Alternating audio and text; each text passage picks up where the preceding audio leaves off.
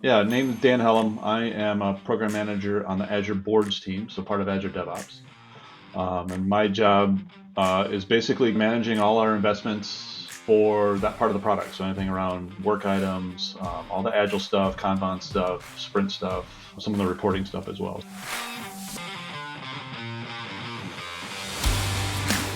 My name's Martin Hinshelwood. I'm a professional Scrum trainer with Scrum.org, professional Kanban trainer with Kanban, and I've been a Microsoft MVP in GitHub and Azure DevOps for 15 years.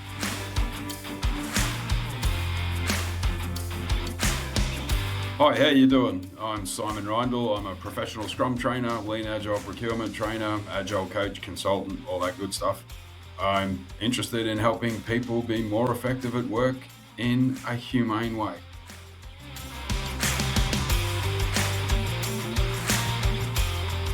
Hi, welcome. Same old podcast. Hinch and I are now rocking a new guest, exploring agility at Microsoft. Do you want to introduce yourself and just set the stall out? What's it been like? Because it's been one fun journey, I imagine.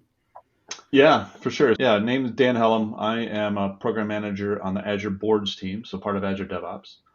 And my job is basically managing all our investments for that part of the product. So anything around work items, all the Agile stuff, Kanban stuff, sprint stuff, some of the reporting stuff as well. Yeah, been there, I think about 10 years now. I guess I've been with the company about 10 years, and I've been with Azure DevOps for about 8 of those years. First couple of years I spent just floating around in the field doing training on things like Agile and how to use Visual Studio and how to use TFS at the time, and now obviously which turned into Azure DevOps. Do you remember the good old days of not having any Agile planning tools and you just had work item tracking and no help other than a couple of spreadsheets? Yeah, we were heavy into spreadsheets before I started into Microsoft. Like when we started our Agile journey down the road, it was basically spreadsheets, right? And we were doing 5-week sprints, spreadsheets for anything.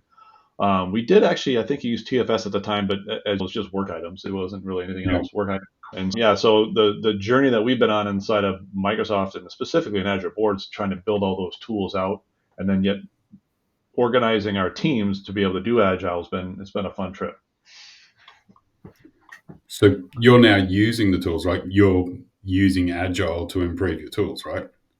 Yeah, that's right. For us, some of this goes back before I started, but I think when we went from TFS into the service, we tried to, you can imagine when you're building a product like TFS, which is on a DVD that you shipped out once every other year or once a year type thing, you build software in a completely different way, where we would do a bunch of stuff all at once, then we'd hand it over to testing, we test the heck out of it for a long period of time, fix things, and then try to get it so it pushed out. Any feedback that you got along the way, like that doesn't make it into the next release. So that's 2 years down the road, we're getting any feedback in there. When we initially started basically building out the service, we were building it that exact same way. So engineers would go dark for a long period of time, pushing a bunch of stuff out there, doing a bunch of testing back and forth, try to push it out. And of course, it was miserable when the product still first went out. It was all kinds of trouble. And then eventually we ended up getting all leadership together and the entire Azure DevOps organization together to do Scrum training. So they went through multiple days of Scrum training. So everybody understood how everything worked, how the process worked, and started adopting some of those things. And then we started getting to shorter and shorter sprints. And now we're on a 3-week sprint cadence, which we've been on that way for literally since I started. So it's been 8+ years. We've been on a 3-week sprint cadence. So we've been now, obviously we use the tool to build the tools at the same time. And so a lot of the Agile practices and a lot of the things that we put in the product are basically things that we've learned ourselves, not only having conversations internally, but also conversations with external customers on how they do things, working with MVPs like yourselves, like how should we go do things. And so we've been doing that along the way as we've built up the tool set. So as part of the journey, were you using the tool set? So you're drinking your own champagne as you're building the next batch of champagne, right?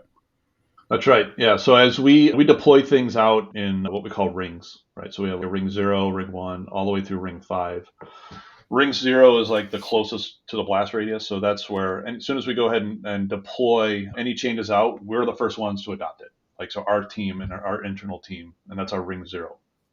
Right. And so we use that as we deploy things out. And then as we deploy things out in a safe way, we'll let it go out to the later rings, ring at a time. most of our big customers sitting like in ring 4 and ring 5. But so it allows us to use our own tooling, to build our own tooling and make sure that it's all good. And then as it gets out to the later rings, by the time it gets to ring 5, if we have any deployment issues with it or bugs, then it won't get to them until, so by the time it gets to ring 4 and 5, most of everything's been basically ironed out as we do deployment. Yeah, but the short answer to your question is so we use the tools very heavily ourselves to build the tools as well in our planning and all that kind of stuff. I think that kind of highlights what I've always felt is a superpower that Microsoft has in this space, right? Most people building software aren't using their own software. So their customers are somebody else, and they may not talk to those customers that often.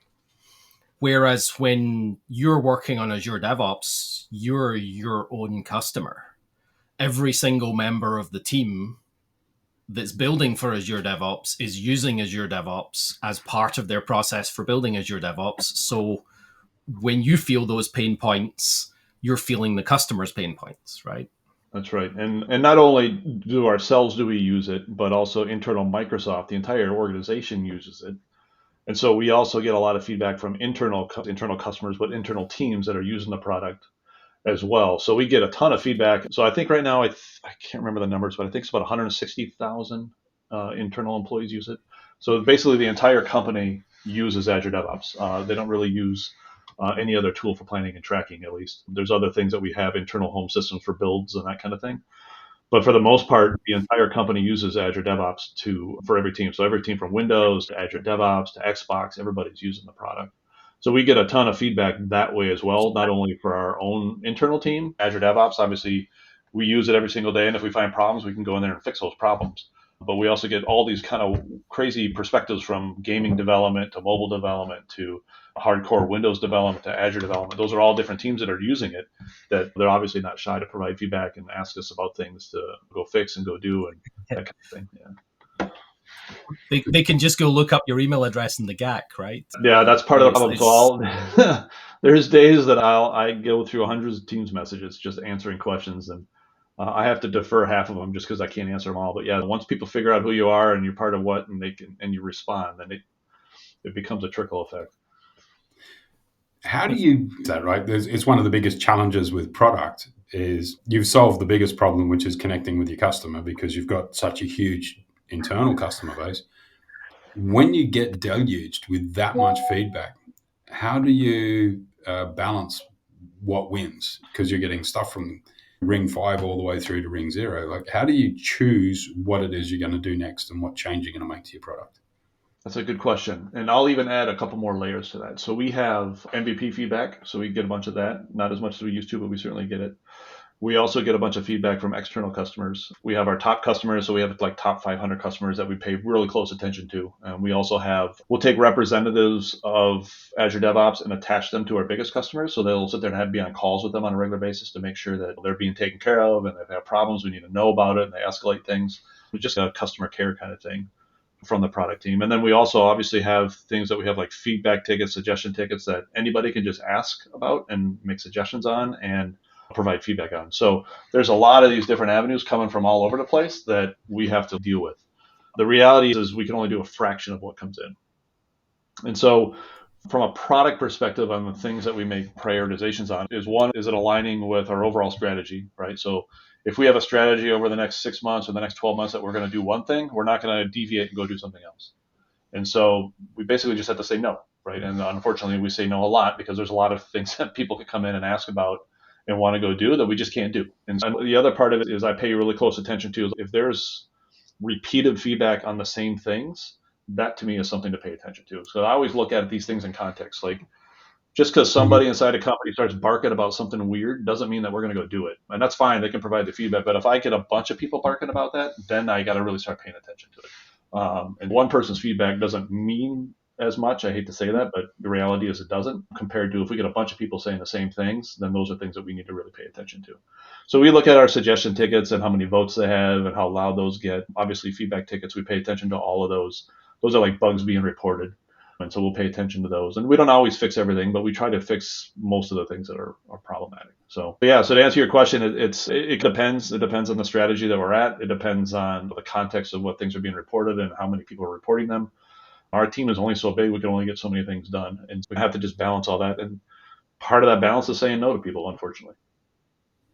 I think that's a really powerful message for everyone to listen to. Like, this is product management done. The art of product management is the art of work not done. So connect to your customer, but just because somebody asks for something doesn't mean you give it to them. That's right. Yeah, and your product is better off for it, because you can imagine if we did everything that everybody asked, how gnarly the product would look like. It would just be impossible to manage, and it would just be just a mess, right? And so we have to know who our audience is, our audience is engineers for the most part, and product managers.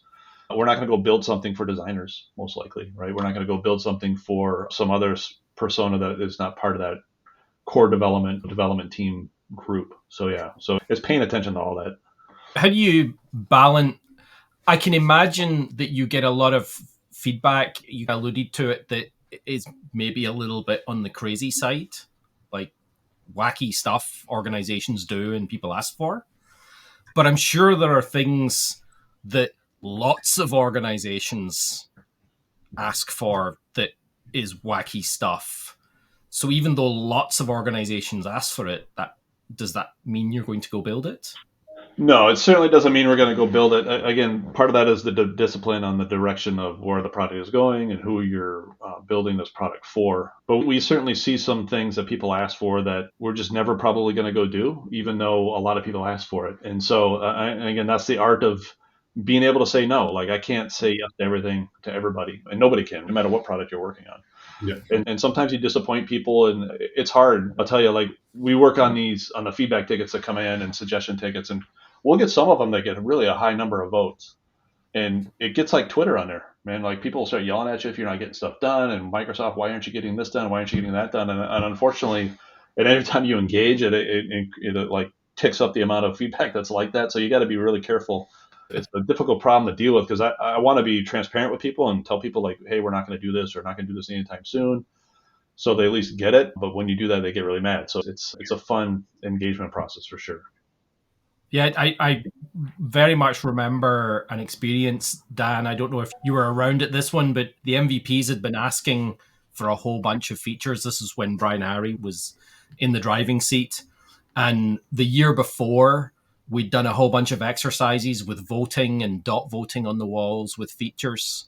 And we'd eventually come down to, here's the top 5 features that everybody in the room wanted. And the first thing he said when he came back next year is he put those 5 features up on the board and said, these are the 5 features you asked for. And I'm going to tell you now, we've done none of them. Yeah. Right. But let's talk about what we did do. And everybody was blown away by the features they did do and agreed that they were all better than the features that we'd thought were the highest priority. Yeah. And I think that's important, right? That it's not about building what your customers are asking for. It's about figuring out, how do you build what they need when they don't even know what they need. Yeah. And feedback is just feedback, right? People, their opinions are everywhere, and we get a ton of them. And so it's just being able to sort through that and figure out what you think is the most important thing for the product itself. That's what it comes down to at the end of the day. It's just another thing chirping in your ear about what you should go do. And it's just another thing to help you prioritize. But it doesn't necessarily mean that just because somebody asked for it, that means it's right, or it's the right thing to go do, for sure. That's the old, is the famous Henry Ford quote: if I gave the people what they asked for, I would have built a faster horse. Instead, he gave them a car. That is awesome to hear. One thing that I'm curious about is, how do you deal with the complexity of scaling? Because you've got many teams and teams of teams, I imagine. Yeah. What principles have you found work really well for you and your teams at Microsoft? From perspective, as in like how our teams work together? Yeah. So I think there's a couple things there's 3 main areas that are important to us. One of them is autonomy. The teams need to have the autonomy to make decisions on the part of the products that they know best. So if we take a look at Azure boards, for example, I'm working on Azure boards. That's my part of the product. Those decisions usually come from me as the PM, and it doesn't matter who's the PM at that point, because they know the product better than anybody else. And giving the teams the autonomy to make those decisions is important. The other one is, right, so you can imagine if we let every team do whatever they wanted all the time, how messy that would potentially be. So there's an alignment level where there's a direction that we're going. Leadership tries to help steer the ship in the right direction, then the rest of the teams get on board and do that. For us, right now, we're doing a lot of GitHub integration with Azure boards. Like that's the direction that we want to go. Now it's my job to figure out what are those right features to make sure that pops and make sure it's awesome as we build that stuff out. And so there's an alignment level to it. And alignment comes in a number of different things. It's we're all in the same sprint cadence. You can imagine if each team had their own sprint names and sprint cadence, it'd be really hard to understand what features are being delivered and when they're being delivered, right? Nobody knows how to talk to each other. We're all sitting in the same Azure DevOps instance. So we're all in the same project doing the same things. We all understand what a bug means and a feature means and things what we call like DTSs and all these weird terms.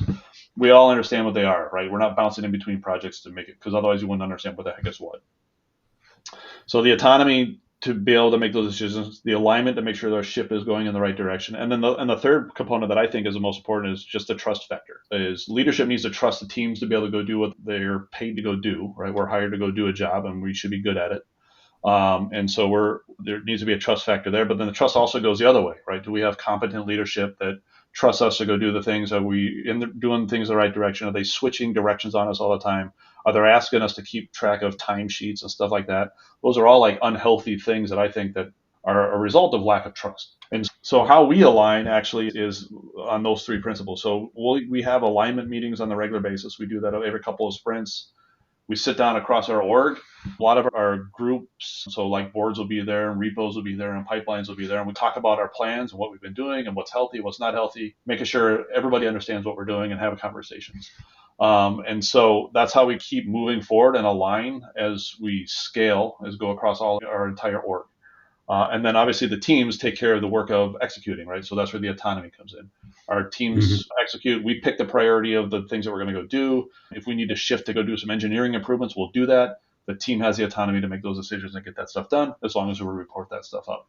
And teams execute. We align by regular conversations, and then obviously trust is within and without across engineering leads and team leads and engineers and leadership and that kind of thing. And that seems to work really well for us. So we don't do any of the things that you would typically think. We don't have a whole lot of metrics that we pay attention to as far as are our teams being productive, or we're not doing velocities, we're not doing things like that keep track of, we're not doing tasks very often to keep track of how much time is being spent on particular items and that kind of thing. We just trust our teams to go do that. Now, if a team wants to be able to go do that, they certainly can. So we have some teams that are very strict on how they run Scrum in their team. We have other teams like ourselves where we don't do a lot of those things. We do stand-ups a couple times a week, and that's all we really need, because we just got to the place of maturity where we don't need a lot of that. The autonomy at the team level and the alignment, and it all glues itself together very nicely. And we've been scaling really well across. At our heyday, we were, I think, around 60 teams, I think we were, and we did that same process across 60 teams. Now we're down to 20 teams, and it works just as it did back then as it does now, type thing. Yeah. Yeah, it's pretty incredible. That is awesome. I like the emphasis on teams having the autonomy to choose how they work. Yeah. Yep. And just trusting them to get on with it. And if they want to get into some granular mechanic, then you can, but equally just ship stuff. Yeah, and that's really that's like the metric that we use. Are people shipping stuff or are they not, right? And if they're not, then we have a problem. And that's easy. You can't hide from that, really. And if you have conversations on the regular with your leadership, and like we do, like I said, we do a feature chat every other sprint, and we have these conversations, you can't really hide for that. And then we have some things inside the tools that we've been starting to use more. We have this product called delivery plans, where it basically shows like your features, when they're being delivered and in what sprint. And if you look at like boards, because it's our part of the product, it's very disciplined. We have these are the number of features being done this sprint, these number of features next sprint. We have 2 or 3 sprints planned out, and it's very consistent. And then you look at other teams where you look at the list of features and they're just scattered everywhere, and nobody can really explain what's happening and why. And so when you have those conversations on a feature chat where we sit down and we look through that, it's embarrassing for that team to look at that and try to explain it. So that naturally helps them clean things up so they don't have to continue being questioned. It naturally took care of itself to get teams in that direction based on just those feature chats, in avoidance of looking bad, really. That's such a powerful technique of just being curious and building that transparency and letting them realize that there's a better way of doing things and just letting them figure it out. That's a Yeah. huge of trust, really. It's Yeah. pretty. Yeah. And it's fun too. We'll have teams like, how are you doing this? Like they're asking us. It's not that hard. Like the work is already being, you just keep track of your work and you know what features are going to be done over the next couple of sprints. It's not overly complicated. When it's all very simple stuff. It's just when you get inundated with bugs that you got to work on live side instances you got to work on, and you're trying to get these features done, and then somebody else wants to shift like direction. Like it's hard to manage all that stuff. And if you don't keep it simple and you don't learn how to say no, you have a mess on your hands. I think that's really important context there. I think for a lot of teams and a lot of organizations, it is much harder because of the context that they're in. That they're not simplifying, right? They're not finding the simplest, easiest way to solve the problem.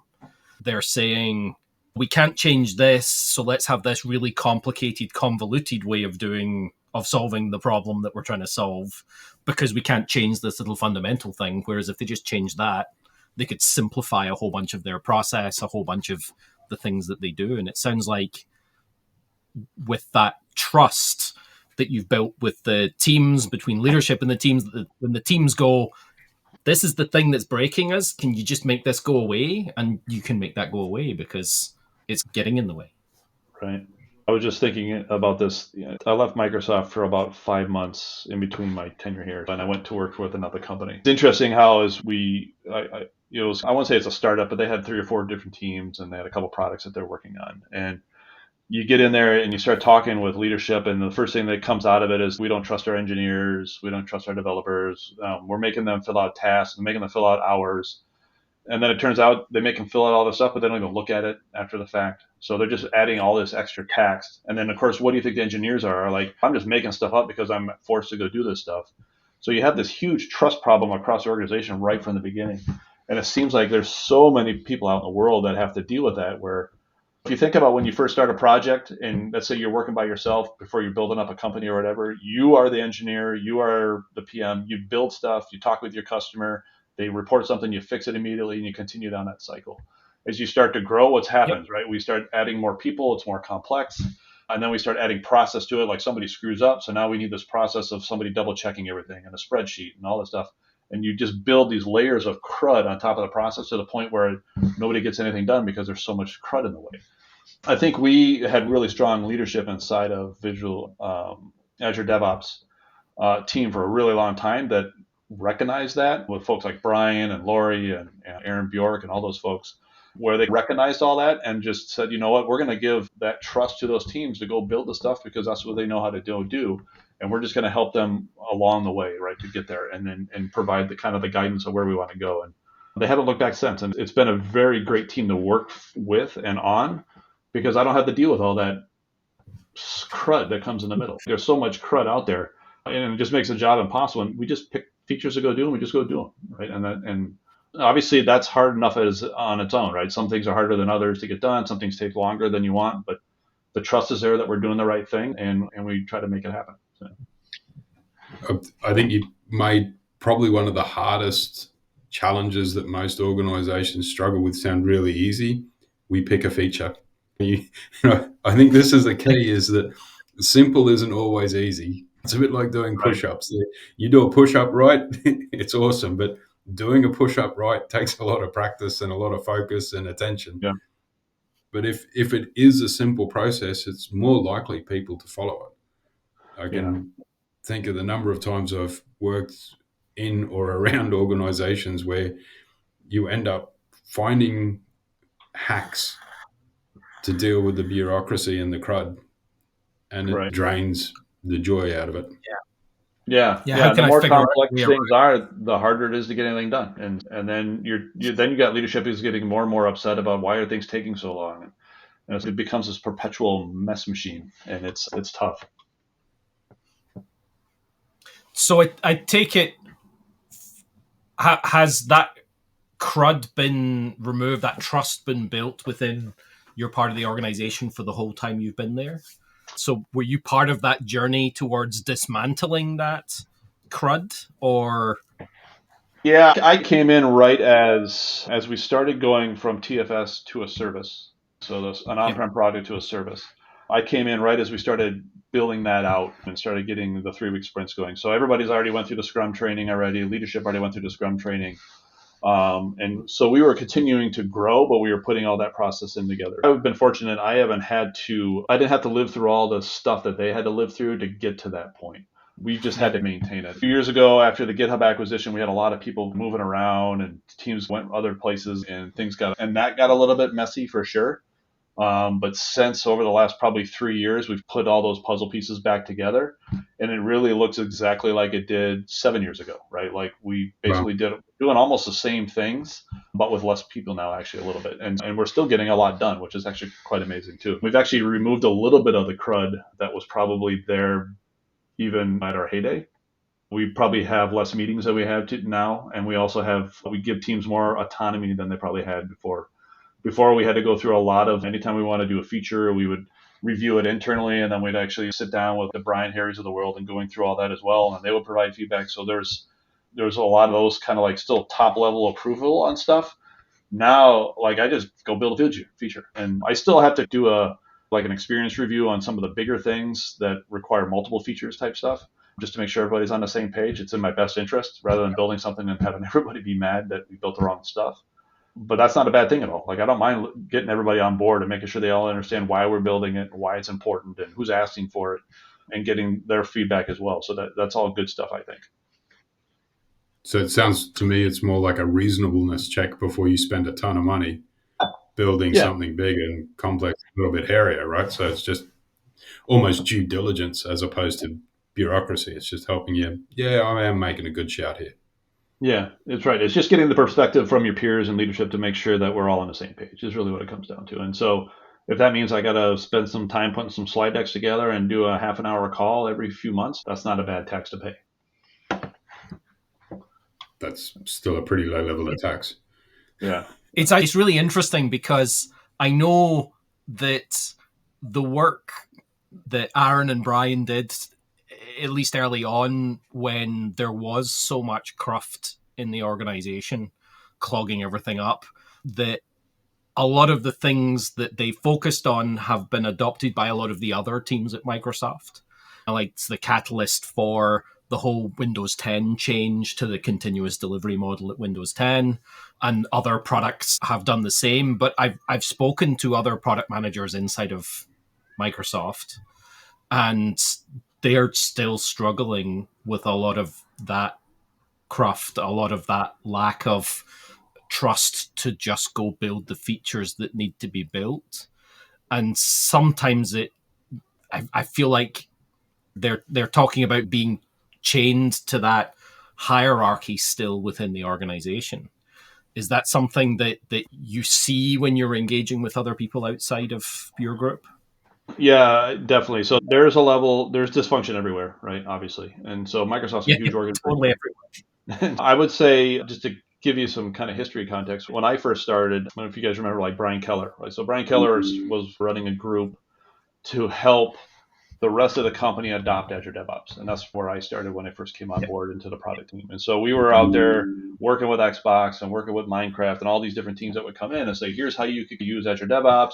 Here's how we can help you use it. The intent is to get everybody on one engineering system, because we had all these different things all over the place inside of Microsoft.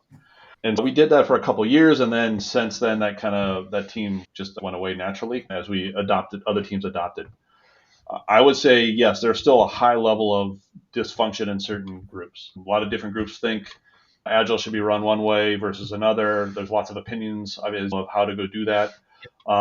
We've seen a lot of groups do a lot of weird stuff. I went over into Azure IoT for about a year, and I started like showing them how to use Azure, and they had no idea, right? They were just adding tasks and bugs, and they would just sit there. Nobody would get anything done, and I'm like, how are you guys managing your work? And nobody really knew the answer to it. And the reality is, because of that level of dysfunction, right, people just need some help getting there. And once we got some trust and a little bit of process intermixed with that and the autonomy to go build those things, you could start seeing the benefits of it where, oh, okay, we delivered this feature now finally this sprint, and now we have another one scheduled for next sprint, versus just always dealing with fires. It seems like every team was always dealing with fires all the time. And because of the process and the way our teams are structured, we've been able to shelter parts of our teams to focus on getting work done and yet still deal with the fires Yep. at the same time. So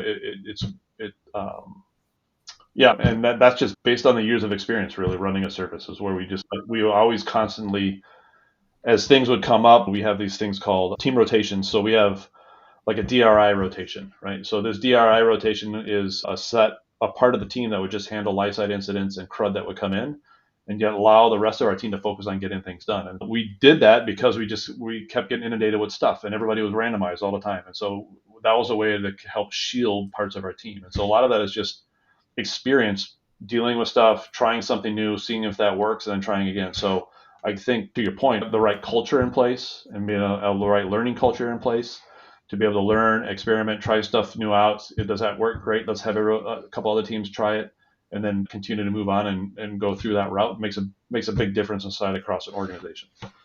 And I don't think all those teams across Microsoft do that. I think what it comes down to, it's like not every team works the same. Some of it's all top down. You have to do it this way. Which the reality is should be the teams making the decisions.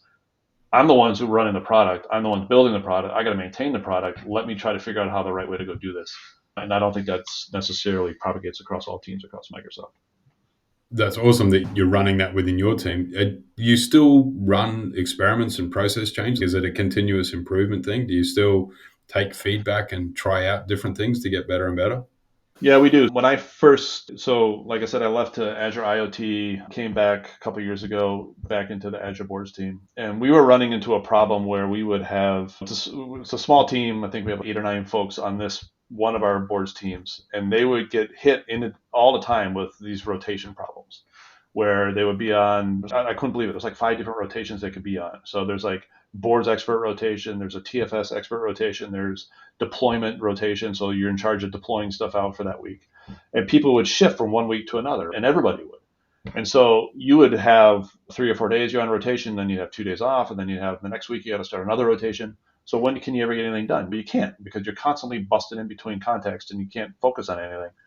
And so we decided to say, we got to stop this nonsense. Let's force somebody to be on rotation for an entire sprint. That's all they do. In one sprint, they do rotation that protects the other folks from any of that stuff, and they can go focus.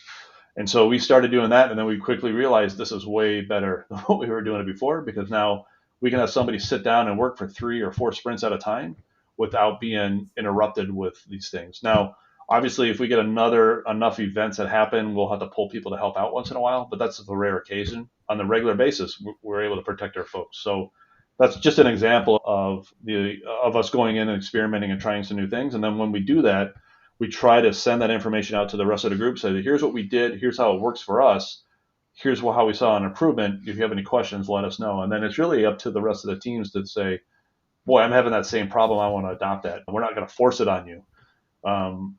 But if you want to learn about it and understand it and how we do it and how it's helped us, let us know, and we're happy to help you with it. And that's how these ideas somehow spread. Rather than having some top-down effect, it spreads more naturally when people see success happening on another team. Who knew that pull was better than push, Martin? If only more organizations would have the foresight to really look at that trust issue. The trust issue for me is the crux in many organizations, that most organizations function from the fundamental premise of distrust, right? Like you were saying, Dan, you got to do your timesheets. You've got to fill out this, fill out that. We're not going to look at it, but you need to fill it out. And it really hampers any ability for people within the organization to make changes, because they're always afraid that they're going to be blamed for negative outcomes, when maybe negative outcomes need to happen in order to get to the good outcome, right? You've sometimes got to go through some pain to get there. Yeah, agreed. I like the way you phrased it, Dan. You said it was about learning, and I think that learning culture means that you can run, not all your experiments work, and that's okay, as long as you learn from it. Yeah, we do that a lot. So we'll do, obviously, the feature chats that we do with leadership. We'll talk about the things that we've learned and we made mistakes on and what we're doing to fix it.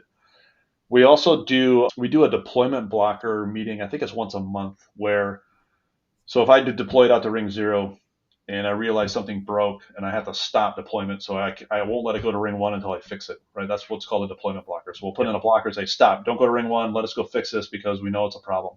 And same thing for when it goes over ring 1, 2, and 2 to 3, etc. And obviously, when deployment blockers happen in ring 3, 4, and 5, those are a bigger problem than when they happen in ring 0. Because what it does is it slows down the entire deployment all up. And it also, your bugs are getting out to more customers and there's more noise that happens. And the deployments already take a long time as it is. As we deploy deployments, so anytime we do a release, it takes about 3 weeks for it to start to finish, to get through all the rings to all the organizations across the globe. And so when we slow that down, that becomes a problem. So we end up doing a deployment blocker review basically once a month about what deployment blockers happen, why they happen, what did we learn, and what are we going to do to prevent it from next time, whether it's more testing, and then we'll create a work item and make that a priority the next sprint or two to try to get like more tests involved. And the learning stuff happens on a number of different levels, but it's not you have to go learn this, you have to go learn that. It's things that just naturally happen through the process, right? The deployment blockers happen. What are we going to do to prevent that from next time happening? In your feature chat, like we had an issue with the way we set up our rotation. Here's what we did to fix it. We think it's going to make it better. We'll let you know in a couple sprints. And so it's just that constant, as long as you're constantly keeping an eye on it, you're trying to make it better. From a PM perspective, I just want our stuff to get done. I just want features to get built in a reasonable amount of time. And if it takes 1 sprint, fine. If it takes 2 sprints, that's fine too. It doesn't really matter. As long as we're continuously adding value, that makes our customers happy and makes everybody happy and type thing. If we are stuck on things where we're not pushing out new features, that to me is a problem. And so we're trying to do anything we can to prevent that from happening, right? We always want to try to get regular features out on a regular basis.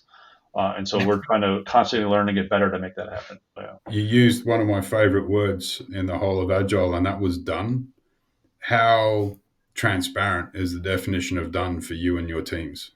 Yeah, I don't know if we have a formal definition. I think the way we look at it is once it's deployed out in production and we know it's being used and we know it's not causing trouble, right? Then we know it's quote unquote done. And so that's a little loose definition. Like there's some features that will historically we pushed out and just forgot about, brushed our hands and moved on to the next one. There's other ones that we keep an eye on really closely and make sure we keep investing in. I have found that anytime you work on something and brush your hands of it and move on to the next thing, it usually doesn't end up well, right? There's always something that needs to be improved. Otherwise, you got features that seem like they're half-baked or not all the way completed, or we could be finishing them. Delivery plans is a great example. Like we did a bunch of work on delivery plans. We got to where we think we want to go, but we could go so much more with that if we wanted to continue to invest in it. Unfortunately, like the appetite to continue to invest in that was reduced for other stuff. And so that's where you got to make those decisions. But I forget where I was going with it. So yeah. So it's I think we shouldn't have done. That's all right. Yeah. So for us, there's a couple things. Like it's getting it out in production, making sure the telemetry is in there, making sure we're tracking it to its completion. And then also like the investment levels will differ depending on the feature level. Sometimes it's just be done, wash your hands with it. It's a quick, easy change. Don't worry about it. Other times it's worth keeping an eye on it and making sure that we have our team available to make fixes based on the feedback for several sprints after the fact. So that's interesting because that for me sounds like, I could be wrong, so please do correct.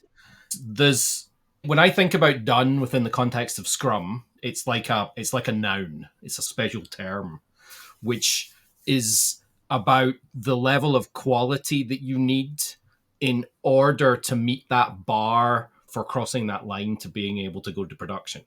Whereas I feel like when you were using the term done there, you were talking about that more holistic view of, does this feature actually provide the value that we expected it to provide, because we're monitoring it and figuring out whether it's actually, like, it's not done until we're sure it's performing, it's doing, people are using it and they're providing positive feedback, right? Yep. So do you have a more defined quality bar for hitting that? We can't ship unless this is true from a quality perspective. Yeah, I don't think we have a checklist or anything that we look at every feature to say, making sure these things are done, but there's some things that are expected, right? Like you should have, as many tests as you possibly can against that thing before it gets released out in production. Obviously, Obviously, things get reviewed by your peers and all that kind of stuff before they go out. We usually do a demo of it before it goes out, that type of thing. So there's a few things that we certainly do to make before it goes out production. Everything's usually behind a feature flag type thing, right? Because if you push it out in the wild and if something goes wrong, I need to be able to flip it off because otherwise that's problematic. So there's certainly things in there that we've defined to say, hey, make sure it's behind a feature flag, make sure we have our test run, making sure that we've done a review of it before it goes out into production. And then I think those are probably the top 3 or 4 things I have top of mind that I know that we do from an engineering perspective before it can go out. But everything after that, it's really up to us as an engineering team and as a PM to say, is this thing done or not done? And so we'll push things out sometimes that are half done as a preview. Like, that's okay. We'll get some feedback on it early and continue to invest in it. And that I'm perfectly fine with that. But before it goes GA, there's some other more rigor behind it, but before it goes generally available. Yeah, so you're shipping it out as a preview. It's usable and it works, but might not have all the functionality that you're expecting to go build or think you're going to go build. Yeah. I really appreciate.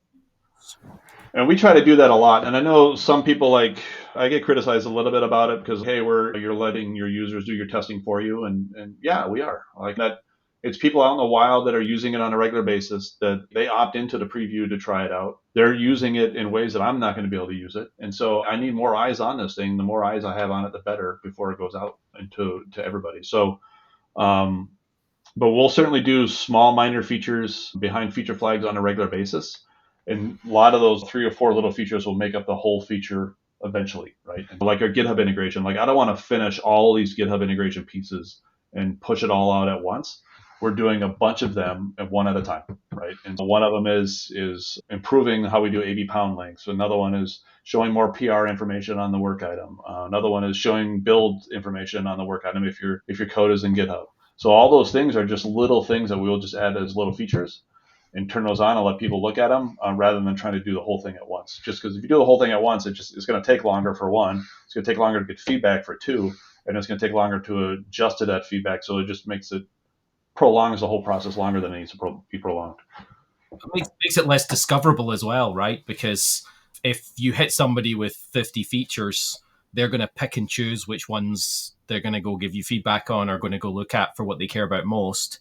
But if you dribble that out as, here's a couple of features in this space, and they provide you with feedback, here's a couple more, it encourages them, that encourages your customers to have a little bit more focus as well in providing you with feedback and what it is they see. But it's not. Sorry, go ahead, Simon. Sorry, I was just saying it's not so overwhelming, right? If you know that one feature's coming along at a time, I can learn and master that feature before I go and pick up my next feature. Yeah. That's right. And then I think the other thing is in this space too, again, when you start moving people's cheese around, they freak out, right? And so if you're starting to do a little bit of changes here and a little changes there and a little changes there, that people don't freak out as much. And it's easier then to roll things. And let's say your end game is a big feature change that changes how everything looks and works. But if you do that a little bit at a time, people will get used to it and it's fine. And that's super helpful for us. I have a question about that because I know that you have been working on a massive change for how the whole boards piece works. And there's a feature flag. I believe the feature flag's still in there, isn't it? Yep. For turning new boards on and off. Yep. New boards hub. You can see it on my list of feature flags. How did you approach that? Because how long have you been working on that feature? Yeah, this is a sore subject for me. So we've been working on it for 2.5 years. It's been a lot longer than we expected. And I think the biggest mistake we made is we made a decision at the time to try to go change it all at once, right? Because boards is very intertwined with each other, right? The form pops up in different places. You can run queries from a number of different places to get results. And so at the time the decision was made, it's like, all right, we're just going to rewrite the whole front end all at once. So you're taking 14 or 15 years worth of history, trying to rewrite all that thing in the new boards hub and trying to remember all that history and all the decisions that were made, which is very hard to go do. And so we've been working on this now for a couple of years. And so we did a preview starting in 2022, I think it was April of 22, where we turned on the first preview of this. And it was very buggy. And ever since then, we've been working on trying to fix the bugs, fix the performance, et cetera. And so it's been a process that if we did it over again, we would not do it all at once. We would try to do a section at a time or a page at a time or something at a time to get more smaller chunks out. And unfortunately, at the time, that's the decision that was made. But since then, what we've been doing is, again, we've been doing fixes and rolling fixes out every sprint. And then what we started to do is obviously the preview flag that people can turn on and off. And then recently, what we've been doing is we've been rolling that out to say on ring 0, 1, 2, and 3, it's the default experience. Like when one day when you open up your browser, the next day you open up, it says, hey, check out New Boards Hub. And that's what you're going to see. And then it allows people to still turn it off, but they start out with it on. And now we're starting that now in ring 4. It's going to start next week. We'll start turning on in ring 4, and then we'll move into ring 5. So over the next 2 months, we'll probably have everybody turned on that way. And that works really well. And what we found is about... Go ahead, Martin. I just wanted to say it's key to note that when somebody goes and tries to turn a feature off, they're asked for feedback when they go try and turn that flag off. And I think you also get asked if you'd be willing to have a chat. Yeah, is it okay to contact me about my comments? Yeah. So I'm sure those are the things that trigger how high is the quality level, how many people are turning it off as well, right? Yeah, so I'm looking at the number of people. So right now we have about 90% of the people stay in new boards. So if you look at ring 0 through 3, 90% of them are still on new boards. So that's a good sign, right? 10% have dropped off, which 10% is still quite a bit more than I'd like it to be. But 90% of stay. So I'm always looking at the feedback of what are people complaining about when they turn it off. Is it an actual bug, or is it just like you'll get people say, I just don't like how it looks. I'm just going to flip it off because I like the old one. Fine, but that's not stuff I can react to and change. And if you don't like it, that's fine. But you'll get used to it once we force it back on you. But we were looking at a bunch of those feedback, like people had problem with spacing and that kind of stuff. And so we went back and fixed some of those things that people are complaining about. But we look at that feedback a lot just to gauge of why people are turning it off. And is it all the same reasons why people are turning it off? And right now, and when we first started, it was just a ton of bugs. It was very buggy, and we spent a lot of time fixing that up. So there's some really lovely product stuff there. The ease of making it easy for your customer to be able to offer you feedback, giving it an opt-in, then slowly moving the dial from an opt-in to an opt-out. That's a really nice product management strategy as well. I'm just, in my mind, I was chuntering over the whole done thing. I think we're talking slightly cross purposes because the way you're using the word done, I would use the term feature complete, being a Scrum nerd, and that word done being a bit of a holy thing for me. And what I'm realized is your engineering teams have raised their professional bar to the point done is automated. Like it's not even a discussion topic. Like we engineer to a high standard. We automatically peer review. We test the heck out of stuff. We put it in pipelines. It's probably got code analysis and all the cool stuff that's in Azure DevOps switched on. It's all in there. And so that is a level of engineering maturity that I think a lot of organizations aspire to get to. Right? And I think you just nailed it on the head. It's just time and maturity, right? And some teams take longer to get there than other teams, which is fine, right? That's part of the learning process and the growing process. And we've been fortunate where we've had a lot of leash to be able to go figure these things out and fix these things as we go and try and experiment new stuff. And we figured out what works for us. And the process works great for us right now. It's a very well-run team, but it hasn't always been that way. It took us time to get there. Yeah. And I think any team can get there. It's just a matter of, again, if you're in the mindset of growing and learning and you have those autonomy, trust, and alignment principles in play, any team can get there, right? It's not rocket science. It's just dealing with people and how people manage their stuff.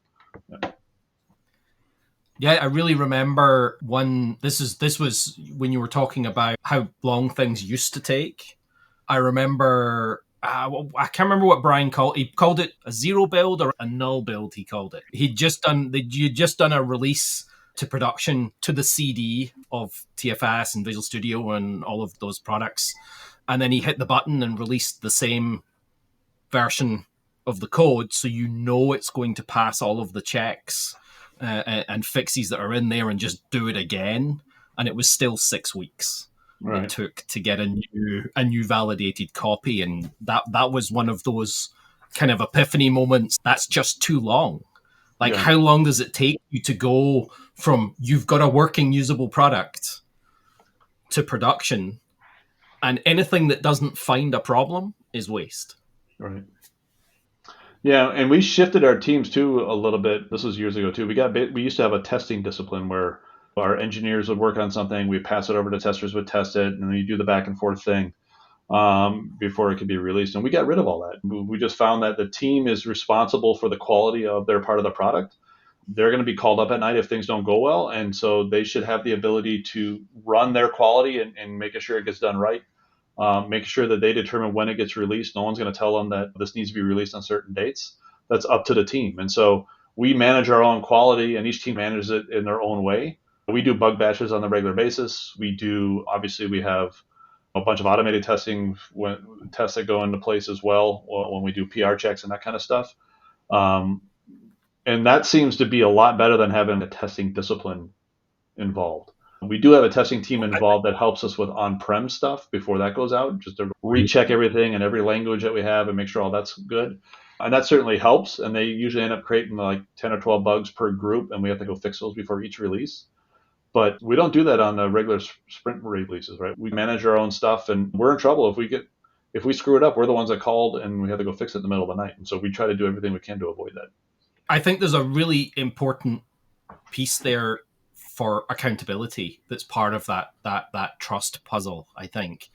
And that's that the way, if I think about all of the things that you've said in the session, although it's underpinned by trust, there's a core accountability for the people that are doing the work, that inside of boards, for example, you're part of the product, you're coming up with the features that you're going to build, you're building the features, you're validating the features, you're shipping it to production, you're monitoring it in production and collecting feedback from customers, you're reading the direct feedback from customers. Perhaps it's unfiltered, perhaps they take the sweary words out, right? But you're reading the feedback from customers. And then you're getting woken up at 3:00 in the morning when that bug takes down somebody's environment. That's right. Yeah. So there's a huge onus on the teams, not just that we're being given the trust, but we're also picking up the accountability that we want this to be right, we want this to be successful, we want our customers to be happy, because we have that empathy with them because there's a tight connection. Yep, 100%. I think that's really important for people to hear, because that's, for me, that tends to be the piece, I don't know if Simon will agree, that's missing in most organizations that I deal with. That they have completely different departments and divisions for all of these different pieces of the puzzle. Yeah, and that's the challenge, right? So what you're describing is a really tight connection to the customer. And a lot of organizations will talk about being customer obsessed, but if you're the person that's getting woken up at 3:00 in the morning because you've just popped somebody's board, not only does that make you more motivated to make sure that you're not going to shovel crap into production, it also motivates you, inspires you, because you're seeing the feedback. You've got the telemetry, you're connected. So you're connected to that alignment, that greater purpose. That grows the trust, because it's like when those early days when you borrow the parents' car and they give you the car keys, you don't want to bring it back with a dent in it, right? You drive it carefully, you look after it, because it matters. Yeah. And I think that connection.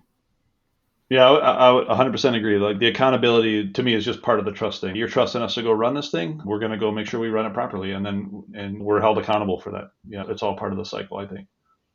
Awesome. So we're back to where we started. The three core principles of alignment, autonomy, and trust are absolutely central. And that trust is earned, and also people are held accountable to that trust. Yep. And that's Agile, actually. Yeah, and I would add one more thing in there a little bit.